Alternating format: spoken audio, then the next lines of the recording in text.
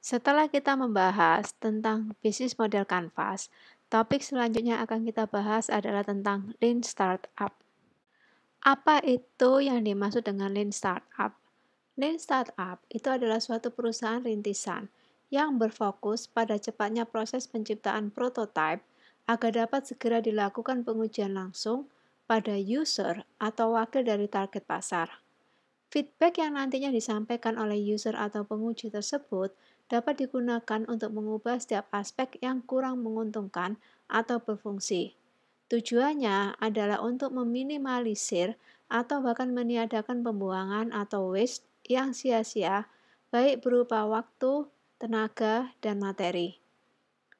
Asal teori dari Lean Startup dipopulerkan oleh Eric Ries, seorang lulusan Yale University yang menulis sebuah buku dengan judul The Lean Startup.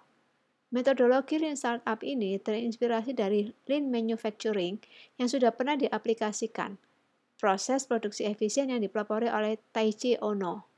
Proses produksi tersebut menggabungkan prinsip yang digunakan oleh Henry Ford sejak tahun 1906 dan program TWI yang diperkenalkan ke Jepang pada tahun 1951.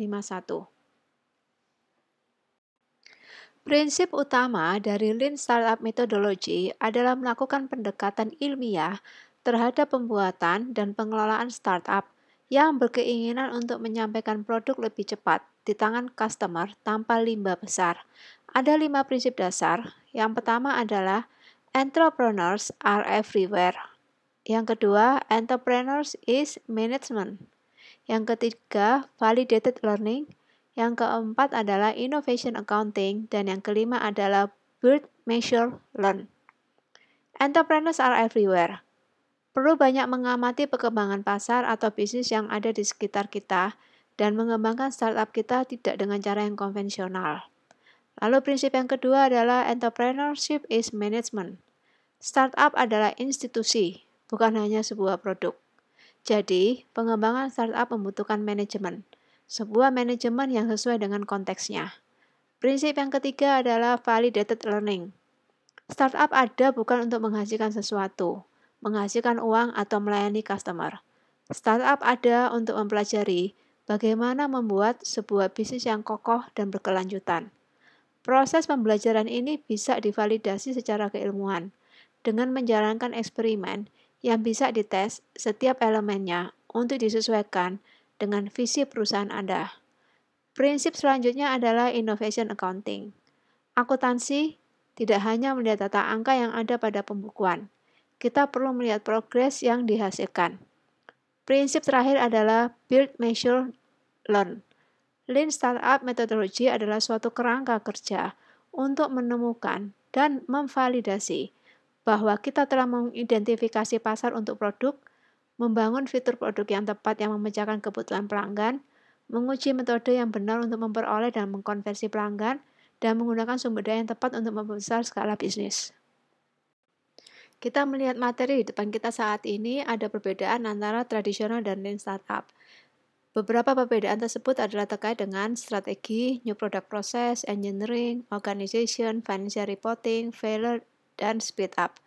Jika kita perhatikan perbedaan dari tradisional dan startup, kita melihat bahwa Lean Startup itu lebih mudah untuk berubah dibandingkan dengan perusahaan tradisional.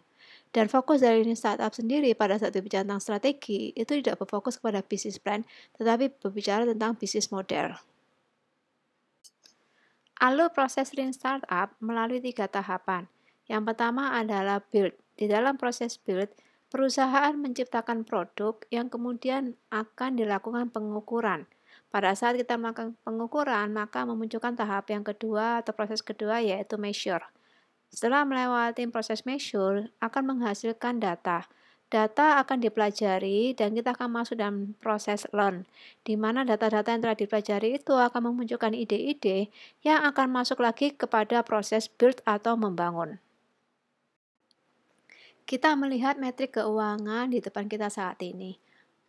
Ada 4 faktor pembentuk ROI atau Return on Investment. Yang pertama adalah strategic, kedua operations, ketiga innovation, dan keempat financial. Di dalam strategi kita berbicara tentang new capabilities and improve competitive positions. bagaimana kapabilitas baru itu dibentuk dan meningkatkan posisi kompetitif atau persaingan kita. Untuk operations, kita bicara tentang proses improvement, baik yang bersifat tangible dan intangible. Sedangkan untuk innovations, itu bicara tentang benefits of R&D for new product development or innovation. Untuk faktor finansial, itu bicara tentang cost, benefit, and impact on business performance measures. Sedangkan return on investment itu sendiri adalah berbicara tentang overall business benefits that justify the initial and ongoing commitment of time, resources, and funding.